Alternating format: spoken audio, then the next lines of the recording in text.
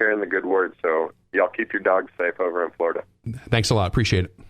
Take care.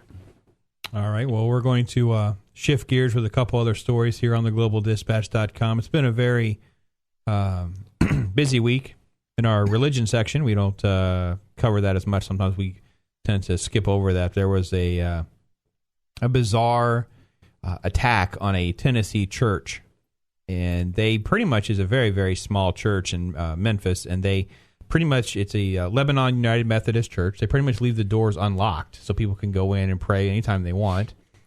Sadly, someone went in, turned the crosses all upside down, carved 666, Hail Satan, and smoked meth into the altar, and found a Bible that they made a mark on the 666th page. So, way to go, Satan worshipers. I guess you had nothing else to do in Tennessee that day. No respect at all. Okay. So, in other news, there's also the development, just to give you a heads up, on the development of a month after pill. The morning after pill has been controversial for years. The contraceptive pill, as in quotes, I air quote that with my efforts here, attacks at the embryo level.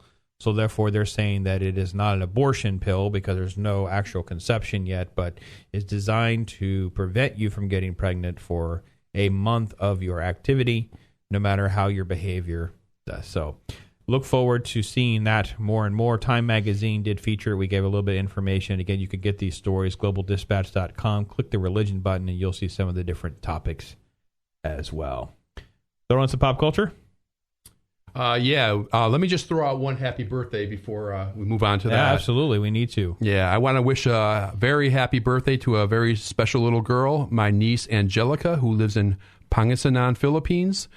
She turned 11 this week, so happy birthday, dear, from both your auntie, uncle, and Jesse. Well, there you go. It's in the Philippines. Well, we had a Bangladesh listener pretty regularly. If you go to theglobaldispatch.com, you'll see right underneath the Dispatch Radio logo, it says click here to listen to the podcast, the previous broadcast, because everything is put on YouTube. And you can go to YouTube and subscribe there, so they'll drop right into your email box and that kind of thing. So, all right, so for some movie news real quick, let me throw some stuff Jake's way to see what actually interests the 17-year-old male audience. We have a ton of stuff.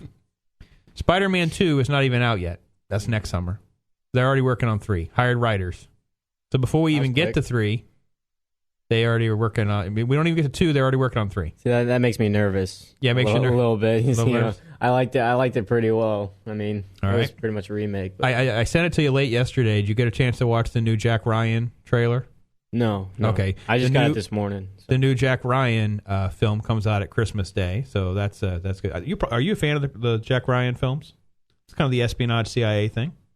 I don't believe so. No. Okay, we'll have to get Bob hooked up. Bob's just now catching up for us on Walking Dead. Oh, yeah. Let me just tease that, because next week you don't want to miss our show if you're a Walking Dead fan. We have interviews that I was able to set up here, get pre-recorded with 2 of the folks that were zombies way back in Season 1, Season 2.